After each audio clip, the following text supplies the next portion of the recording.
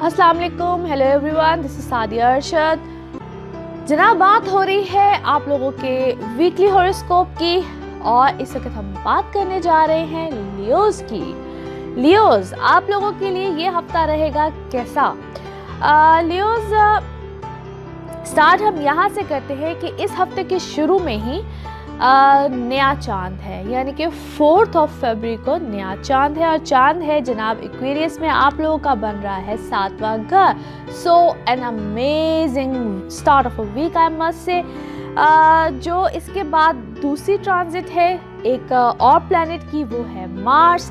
Mars की transit होगी जनाब एरीज में और वो है 6 तारीख को। बनता है आपका 9वां घर यानी कि 9th हाउस। मैं इसकी डिटेल बाद में बताऊंगी, पहले आपको सारी ट्रांजिट्स बताने जा रही हूँ। अच्छा, उसके बाद जो हमारी दूसरी ट्रांजिट बन रही है वो है जनाब मरकरी की एक्वेरियस में, वो है 7 तारीख को और आपका बन रहा है 7वां घर। अच्छा, अब मैं यहाँ पे थोड़ी सी एक्सप्लेनेशन देती हूँ कि इस ट्रांजिट्स जितनी भी ट्रांजिट्स हो रही हैं प्लैनेट्स की, ये किस तरीके से आपकी लाइफ में इफेक्ट करेंगी। मार्स की ट्रांजिट मैंने बताई है 9th हाउस में एरीज में, एन एक्सीलेंट टाइम पीरियड। जो लोग अपने बाहर जाने के हवाले से, अपने ससुराल में कोई प्रॉब्लम्स चल रही हैं उस हवाले से, ये सारे मसले मसाइल तो बड़े जनाब आराम से हल होने वाले हैं।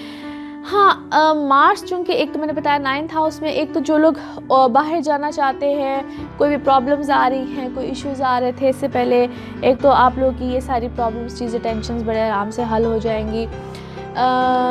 ट्रैवल इस टाइम पीरियड में डेफिनेटली कहीं ना कहीं किसी तरीके से आएगा। अगर कोई पासपोर्ट इशू था, कोई वीज़ा इशू था, किसी भी तरीके के कॉम्प्लिकेशंस आ रहे थे, तो वो इस टाइम पीरियड में आप लोग की सॉर्ट आउट होंगी। Things will be fine, happenings अच्छी इस टाइम पीरियड में जाएंगी। और कोई शिफ्टिंग, कोई इस टाइप की चीज़ है तो वो इस टाइम पीरियड में बिल्कुल एक्सपेक्टेड है। अच्छा, जो लोग को कोई इश्यूज़ चल रहे थे, स्पेशली ज़्यादातर फीमेल्स में ऐसी चीज़ें होती है कि कोई इन लॉज के साथ कोई लड़ाई झगड़ा, कोई इश्यूज़ थे, तो 2 एक्सट्रीम्स हैं यहाँ पे। एज मार्स इस वक्त चूँकि अपनी एग्जॉल्टेड पोजीशन पे है, मुझे 2 तरह की एक्सट्रीम्स जो है वो समझ में आती हैं। यहाँ तो things will happen at the very good point, बड़े अच्छे नोट पे जाके चीज़ें सॉर्ट आउट होती हुई नज़र आती हैं। तो यहाँ फिर ये एक्चुअली वेरी करता है एवरी बर्ड चार्ट, हर बर्ड चार्ट की उस पर। यहाँ फिर बहुत एक्सट्रीम नोट्स पे जाके चीज़ें बिल्कुल ख़त्म हो जाएंगी, लेकिन मुझे ज़्यादा चांसेस जो है वो अच्छी वाली साइड पे नज़र आते हैं। एनी हाउ,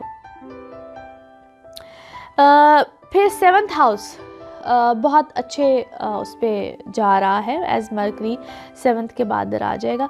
तो जो लोग अपनी शादी और इन सब मामलात में थोड़े से ज़रा फ़िक्रमंद थे, वो चीज़ें बड़ी अच्छी तरीके से ऑलरेडी आप लोग की लाइफ, पर्सनल लाइफ बहुत अच्छी, बड़ी अच्छी उस पर गई हुई है, यानी कि रिश्ते, ये सारी चीज़ें, बड़े अच्छे मामला चीज़ें नज़र आती हैं। स्टूडेंट्स के लिए बड़ा अच्छा टाइम पीरियड है overall. To be honest, Leos के लिए after a long time period ये अच्छी एक चीज़ें, अच्छे मामलात मुझे नज़र आते हैं, चाहे जॉब्स हो, चाहे किसी भी तरीके से हो। ये एक अच्छा सिनेरियो, एक अच्छा टाइम पीरियड बना हुआ है। थोड़ा सा सेहत का ख्याल रखिए।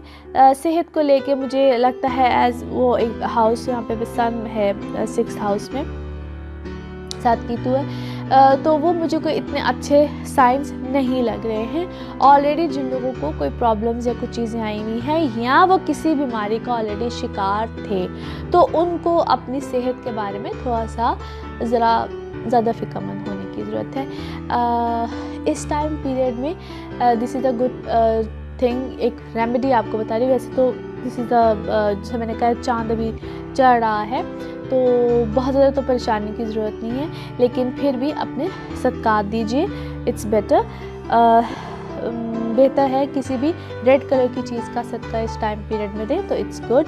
वैसे तो दिन संडे बनता है, लेकिन बेहतर है कि जब ऐसी कोई चीज़ या ऐसी कोई बीमारी के दिन या कुछ ऐसी चीज़ चल रही हो, तो मैं समझती हूँ कि इस दिनों में बेहतर होता है कि आप डेली बेसिस पे दें। But Sunday is your day and any red colour, कोई भी रेड कलर की जिसमें कोई दाल वगैरह, एनीथिंग, कुछ भी हो, वो आप उसका सदका दें, तो ये आप लोगों के लिए अच्छा होता है।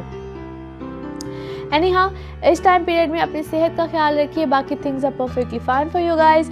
ये एक ऐसा टाइम पीरियड बना हुआ है जिसमें स्पेशली वो लोग जो कि बहुत अरसे से कोशिश कर रहे थे, जिनको अपने डॉक्यूमेंट्स में, वीज़ाज़ में, स्टूडेंट्स जो थे उनको अपनी एजुकेशन वाली साइड पे बहुत इश्यूज़, प्रॉब्लम्स आ रहे थे, तो उनके लिए बड़े अरसे के बाद ये जो सिनेरियोज़ हैं एक क्लियर हुए हैं, चीज़ें बेहतरी की तरफ है, फोकस है। पर्सनल लाइफ से जो लोग अपनी चीज़ों में बहुत ज़्यादा उलझन में आए हुए थे और वो एक एक्सट्रीम लेवल था कि चीज़ें ख़त्म तो नहीं हो जाएंगी, प्रॉब्लम्स तो नहीं आएंगे, इश्यूज़ तो नहीं आएंगे, तो उनको जो है वो काफ़ी हद तक अब मामलात सुधरने वाली साइड पे आए हैं, चीज़ें स्मूथ होंगी, बैलेंस में आएंगी, रिलेशंस ठीक होंगे, तो ये मामलात अल्हम्दुलिल्लाह काफ़ी बेहतरी की तरफ है।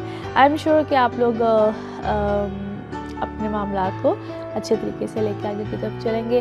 अपने अगले हफ्ते की वीडियो में बताऊँगी कि नेक्स्ट वीक में क्या चेंजेस आने वाले हैं, किस प्लैनेट्स के जो है वो ट्रांजिट्स किस तरीके से क्या होती हैं। और मुझसे बहुत से लोगों ने पूछा कि चूँकि वैदिक एस्ट्रोलॉजी में जिक्र होता है राहु और केतु का बहुत ज़्यादा, तो वो क्या है, 7 प्लैनेट्स के अलावा राहु और केतु क्या है, तो मैं उनके बारे में भी बताऊँगी कि उनका क्या अमल दखल होता है।